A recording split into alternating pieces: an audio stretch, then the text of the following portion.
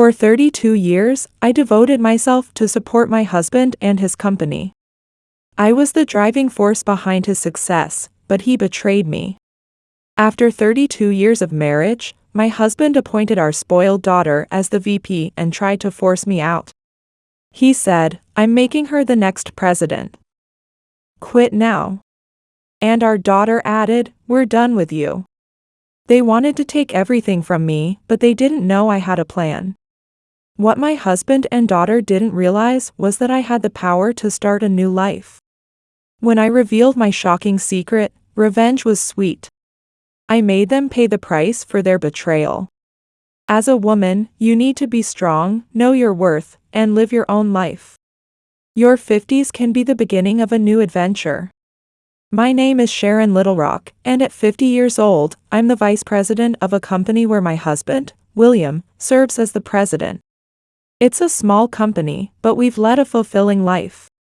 Our daughter got married and left home 2 years ago, and our son, Jonathan, will likely follow suit in a few years when he becomes an adult.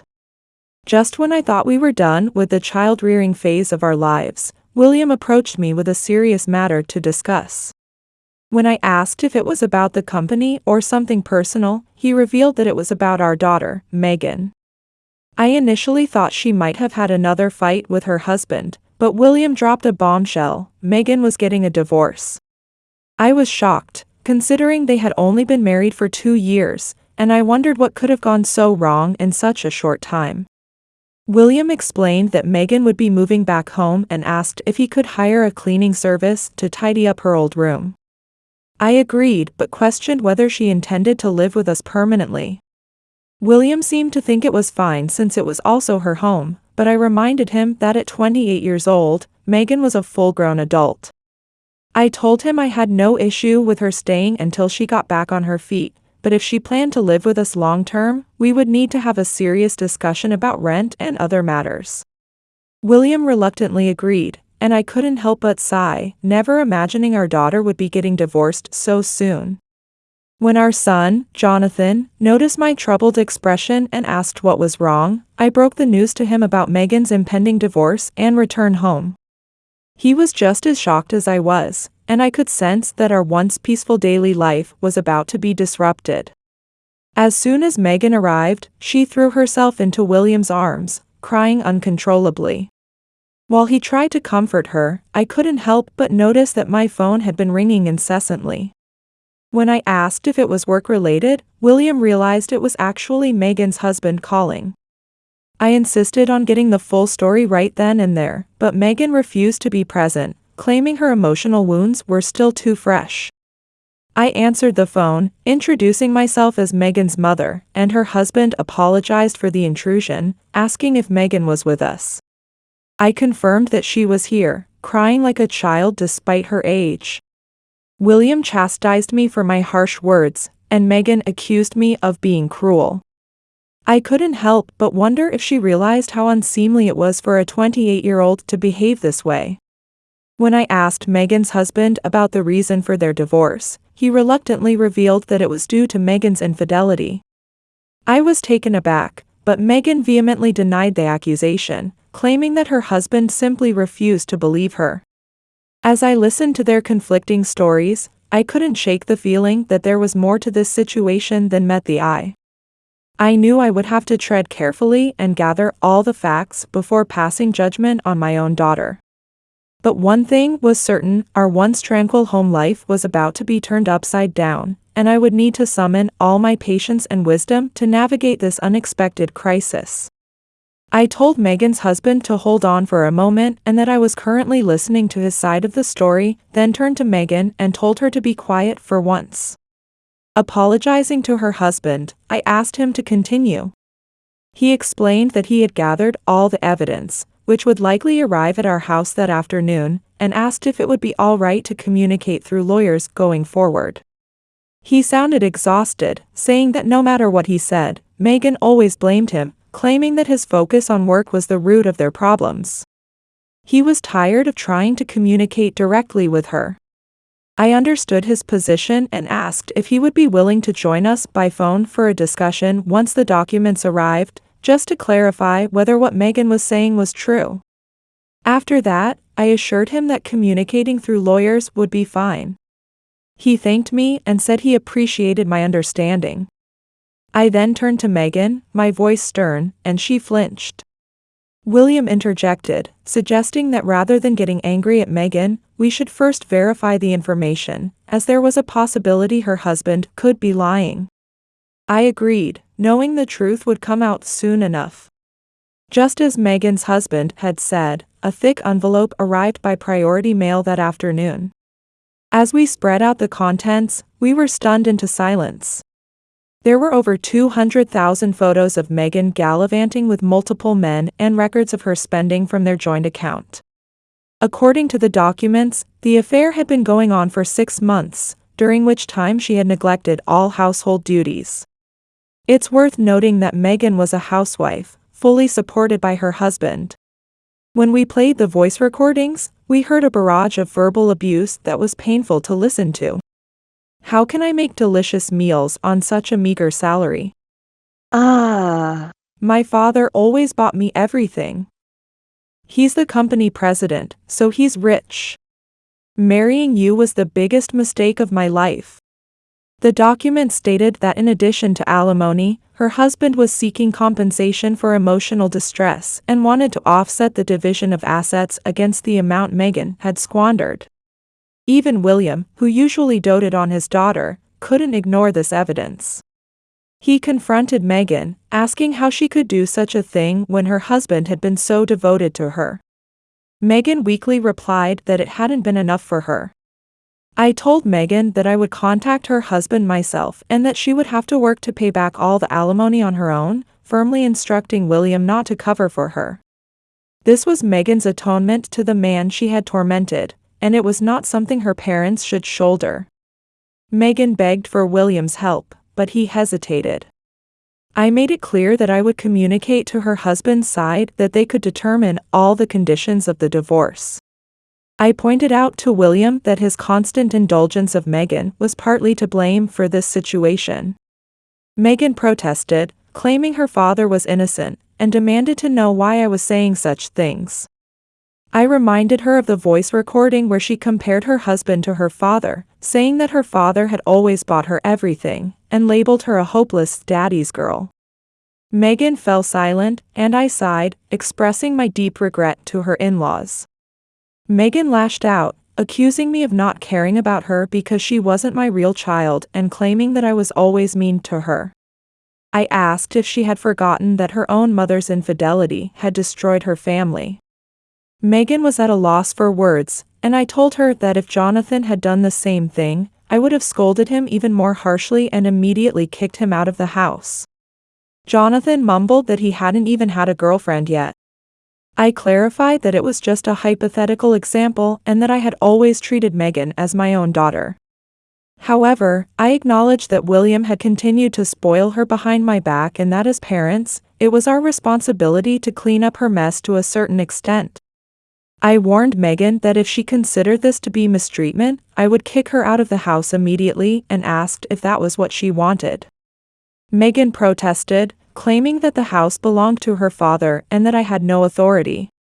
William intervened, telling Meghan to stop and that he would handle things from there, urging her to think about her future and find a job. Meghan looked to her father for support, but I declared the discussion over and said I would contact her in-laws. William said he would also send his apologies later. I sarcastically told him it was about time he got serious. He apologized meekly. As you may have gathered from the conversation, Meghan and I are not blood related. When William and I got married, I was 32, and he was 38. We met at work, so I knew a lot about his background. William was divorced and had custody of his 10-year-old daughter, Meghan. The revelation of Meghan's actions left me feeling a mix of anger, disappointment, and shame. I had tried my best to be a good stepmother to her, but it seemed that my efforts had been in vain. As I contemplated how to navigate this delicate situation, I couldn't help but feel a sense of weariness wash over me. Dealing with the fallout of Meghan's selfish and destructive behavior would be a long and arduous process, one that would test the strength of our family bonds. But as much as I wanted to wash my hands of the whole affair, I knew that I had a responsibility to see it through, not just for the sake of Megan's poor husband, but for the well-being of our family as a whole. I steeled myself for the difficult conversations and tough decisions that lay ahead, determined to do what was right, even if it meant going against my husband's instincts to protect his daughter at all costs. In the end, I knew that true love sometimes meant making hard choices and holding those closest to us accountable for their actions. It was a bitter pill to swallow, but one that I hoped would ultimately lead to growth, healing, and a stronger, more honest family dynamic. Only time would tell if we could weather this storm together, but I was determined to face it head-on, armed with the truth and a resolve to do what was best for everyone involved. I remembered that William's previous marriage had ended in divorce due to his ex-wife's infidelity. At 10 years old, Megan was old enough to understand the situation to some extent. Even though her mother was at fault, it's understandable that Megan wouldn't immediately accept a stranger as her new parent. That's why I didn't try to force myself into a motherly role, but rather aimed to be a supportive companion in our shared life. However, the following year, I discovered I was pregnant. Megan was thrilled at the news, exclaiming, "Am I going to be a big sister? I'm so happy. It'll be the four of us, Dad, Mom, me, and the baby." I believe the birth of Jonathan strengthened the bonds of our family of four. However, there was one issue that persisted: William's excessive doting on his daughter. After his divorce, he had raised Megan as a single father for about 2 years, and feeling guilty for the loneliness she had experienced, he indulged her every whim. Whenever Megan asked for a new dress, William would readily hand over his credit card. I would scold him, reminding him not to give a child unrestricted access to his card. He would defend himself, saying there was nothing wrong with having plenty of clothes. I pointed out the stark difference in the amount of clothing Megan and Jonathan had, asking if he had ever noticed Jonathan lacking anything. William argued that boys and girls had different needs. I countered, reminding him that even as children, Megan had twice as many toys as Jonathan. Megan would call me stingy, but I stood my ground. I told her that if she couldn't manage her allowance, she should get a part-time job, emphasizing that the money she was spending was earned by her father and me, not her. I made it clear that this money was meant for her future, not frivolous spending, and warned that if she continued to squander it, I wouldn't pay for her college education. Megan stormed off, but a few days later, she was wearing the dress she had been eyeing. William and Megan often spent Sundays together, so I assumed he had bought it for her then. I confronted William, telling him that while he was free to spend money on Megan, it should come from his personal allowance, not our household budget. I opened a separate account for his allowance and informed him that he could only spend what was in that account, confiscating his other cards. William protested, saying it was money he had earned, but I countered, asking if that meant I could also keep my earnings separate from the household budget, leaving him to support the family and spoil Megan on his income alone. He apologized and agreed to make do with his allowance. This allowance account helped curb William's excessive spending on Megan for a while. However, he soon started dabbling in stocks and other investments to increase his allowance, and the lavish spending on Megan resumed.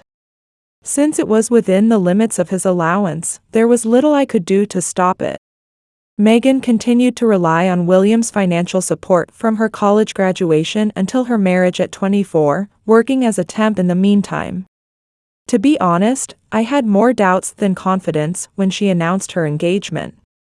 As William and I were both extremely busy with our roles as president and vice president of our company, we often relied on a housekeeper for domestic tasks.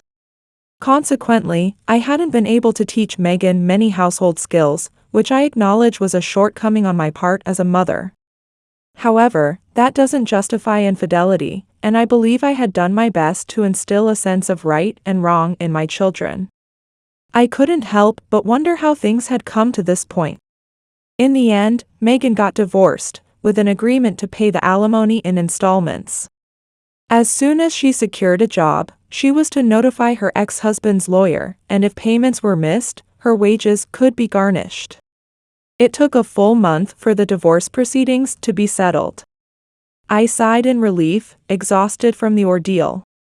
Jonathan comforted me, and I warned him never to follow in his sister's footsteps. He replied that he couldn't imagine ending up like Megan, given his normal upbringing, but acknowledged that as their father's princess, she might have been beyond help. I laughed, agreeing that "Daddy's little princess" was an apt description. To his credit, William took the situation seriously this time and, following my advice, refused to cover Megan's alimony payments. He also told her she needed to get back on her feet and move out within a year. Starting over at 28 with only 2 years of actual work experience, 2 years as a temp and 2 years of married life, would be challenging, but I hoped Megan would rise to the occasion. Just then, my secretary informed me that William was asking for me. As I prepared to face the aftermath of this family crisis, I couldn't help but feel a mix of emotions: disappointment, frustration, and a glimmer of hope that this difficult experience might finally be the wake-up call Megan needed to take responsibility for her life. I knew the road ahead would be rocky, but I was determined to support her growth while maintaining healthy boundaries and ensuring that William and I presented a united front in our parenting approach. With time, patience, and a commitment to open communication, I believed our family could weather this storm and emerge stronger, wiser, and more connected than ever before. I heard my secretary call out to me, asking if something was wrong. As she entered the room, I told her that William had some serious matters to discuss with me. She asked if there had been any major issues, and I explained that William wanted to offer Megan a position at our company. My secretary assumed it would be an office job if Megan couldn't find employment elsewhere. However, I revealed that William intended to appoint Megan as the vice president, a role that would support him directly. When my secretary asked if he was serious, I replied that William wouldn't joke about such matters in the president's office. She then inquired if this meant I was being asked to leave. I explained that if I couldn't accept the situation, that would be the only option. William's preference was for both Megan and me to serve as co-vice presidents, with me training Megan until she could eventually take over the role. I was so stunned by this proposition that I found myself at a loss for words. William and I had started as fresh graduates at this company, working hard to earn our current positions through years of dedication and achievement. The idea of handing the vice presidency to Megan, who had no full-time work experience, qualifications, or real-world knowledge, seemed utterly absurd. Moreover, the expectation that I would train my own replacement before being pushed out was not something I could fathom coming from a rational company president. After a moment of tense silence, Megan entered the office as if on cue. She gloated, saying that William was on her side, not mine. I realized that Megan had been manipulating William, and she boldly declared that a young and beautiful woman like her should be supporting him instead of an old lady like me. She insisted that I was just in the way. Calmly, I told her that I would give her the vice president position, much to her surprise. However, I added that a divorce would have to come first. William was taken aback, but I stood my ground, asking how he could expect me to stay with him after such treatment. I informed him that I would consult with a lawyer to determine the terms of our divorce, including alimony, division of assets, and child support for Jonathan. Only after the divorce was finalized would we proceed with the matter of the vice presidency. William tried to persuade me to forgive and forget, suggesting that Jonathan would be an adult in just 3 years, and we could live happily together like we used to. Megan chimed in, saying that she had only supported William's remarriage because she thought it would make him happy and that as long as she had her father, that was enough for her. William, moved by Megan's words, agreed to the divorce. I couldn't help but think that this father-daughter duo deserved each other, but I kept that sentiment to myself as I left the president's office. I knew I had a mountain of tasks ahead of me. I immediately contacted a lawyer and explained the situation. We agreed on an average amount for alimony and requested child support to cover any anticipated shortfalls in Jonathan's education insurance, which I would now be the beneficiary of. I decided to let William and Megan keep the house and all its furnishings in exchange for my receiving the entirety of our joint savings account.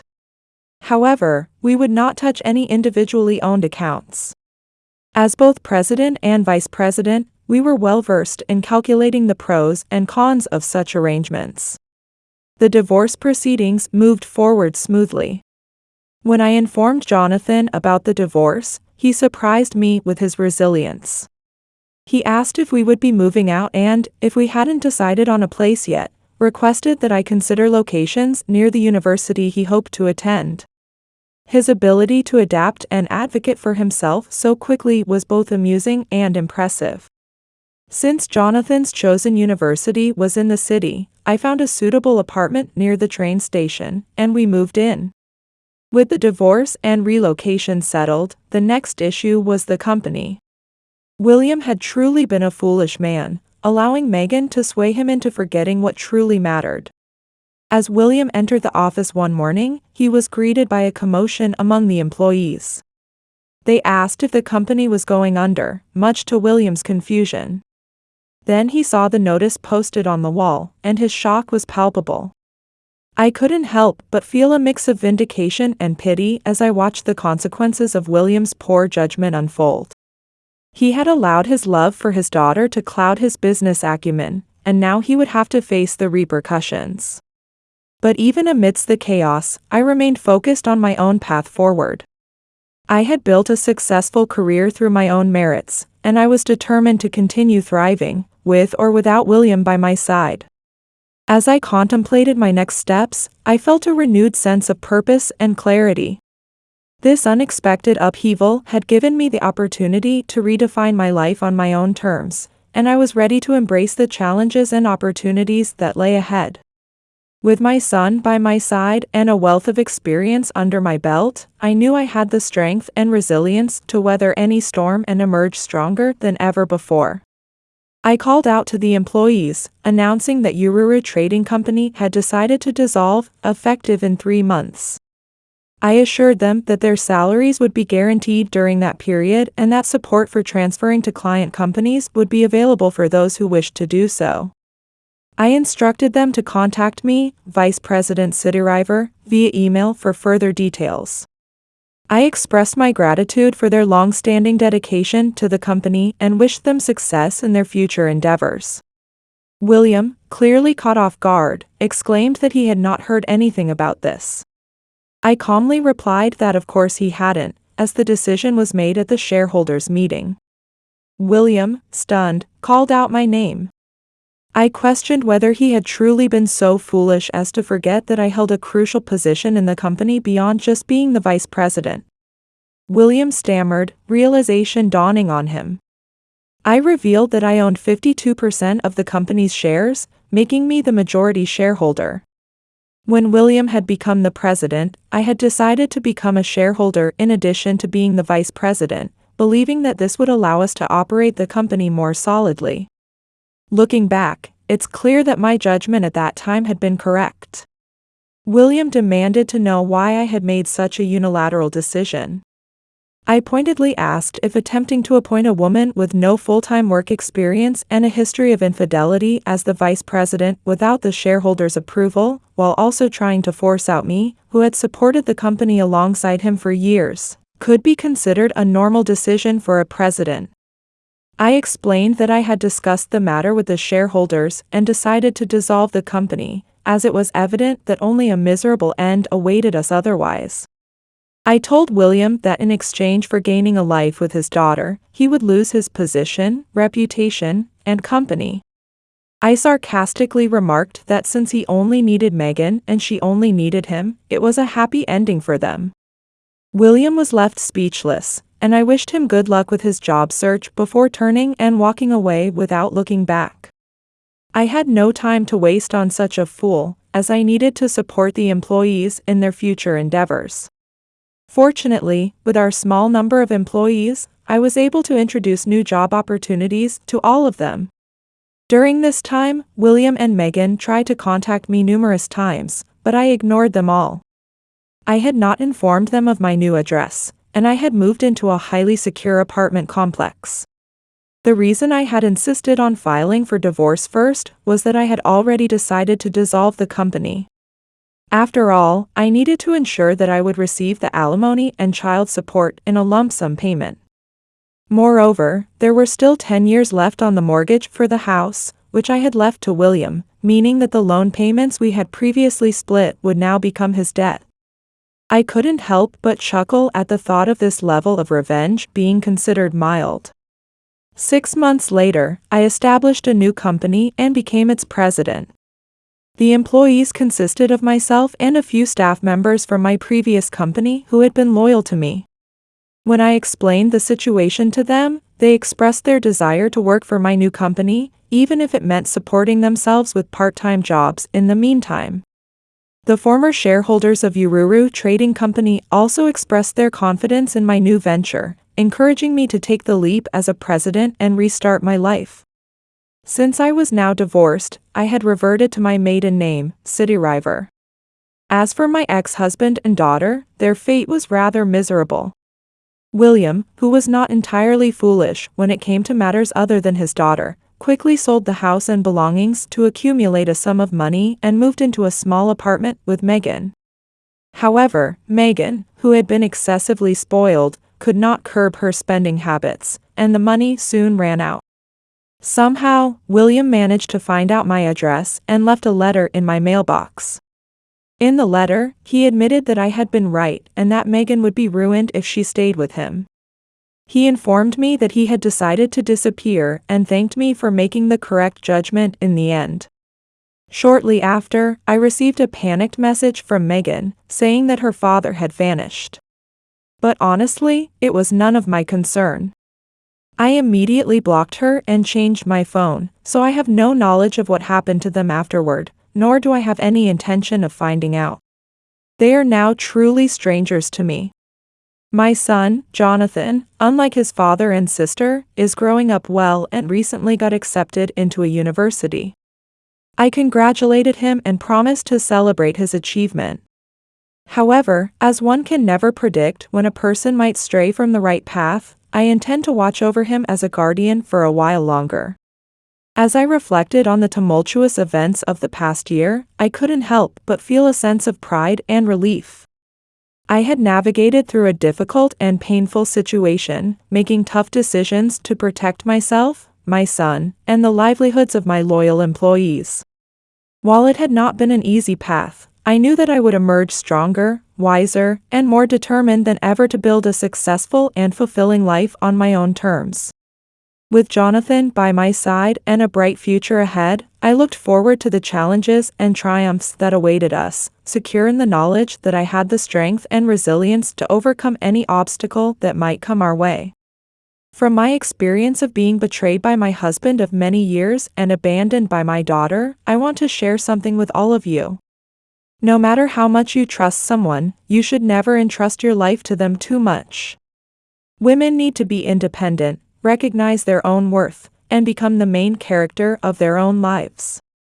Instead of relying on your husband or children, it's important to stand up on your own strength. At any stage of life, it's possible to make a new start. Even in your 50s, 60s, or beyond, there's always a chance to reclaim your life. The important thing is to have the courage to take that first step.